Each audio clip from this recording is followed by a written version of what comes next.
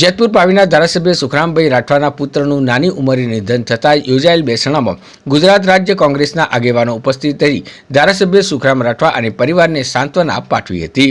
Quad તાલુકાના જામલી ગામે રહેતા અને જેતપુર પાવીના ધારાસભ્ય સુખરામભાઈ રાઠવાના પુત્રનું નિધન થતાં આજરોજ બેસણું રાખવામાં આવ્યું હતું, જેમાં ગુજરાત રાજ્યના પૂર્વ મુખ્યમંત્રી શંકરસિંહ વાઘેલા, વિરોધ પક્ષના નેતા પરેશ ધાનાણી, ગુજરાત કોંગ્રેસ પ્રમુખ અમિતભાઈ ચાવડા, છોટા ઉદેપુર સંસદીય સચિવ નારાયણભાઈ રાઠવા, છોટા ઉદેપુરના ધારાસભ્ય મોહનસિંહ રાઠવા તેમજ ગુજરાત રાજ્ય કોંગ્રેસ સમિતિના પદાધિકારીઓ અને કાર્યકરો કવાડ તાલુકાના જામલી ગામે આવ્યા હતા અને પાવી જેતપુરના ધારાસભ્ય સુખરામભાઈ રાઠવાના પુત્ર નાની ઉંમરે અવસાન થતા તેઓના ઘર પરિવારને સાંત્વના પાઠવી હતી અને તેઓના પરિવારના દુઃખમાં સહભાગી થવા માટે ગુજરાત કોંગ્રેસ પરિવાર દોડી આવ્યું હતું.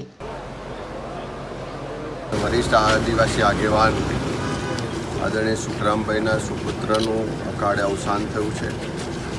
આ દુઃખની ઘડીમાં સમગ્ર કોંગ્રેસ પરિવાર, તમામ આ વિસ્તાર અને ગુજરાતના સૌ જનો એ પરિવારને સાંત્વના પાઠવવા માટે, દુઃખમાં સહભાગી થવા માટે અને પવિત્ર આત્માને શાંતિ મળે એ માટે સૌએ સાથે મળીને પ્રાર્થના કરી છે.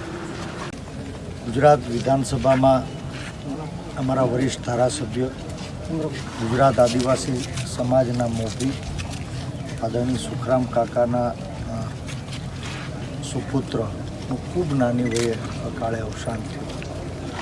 પરમ કૃપાળુ પરમેશ્વર સ્વર્ગીય આત્માને શાંતિ આપે, પરિવાર ઉપર જે અચાનક આફત આવી છે એ દુઃખ ઉઠાવવાની શક્તિ આપે એવી ઈશ્વરને પ્રાર્થના કરું છું.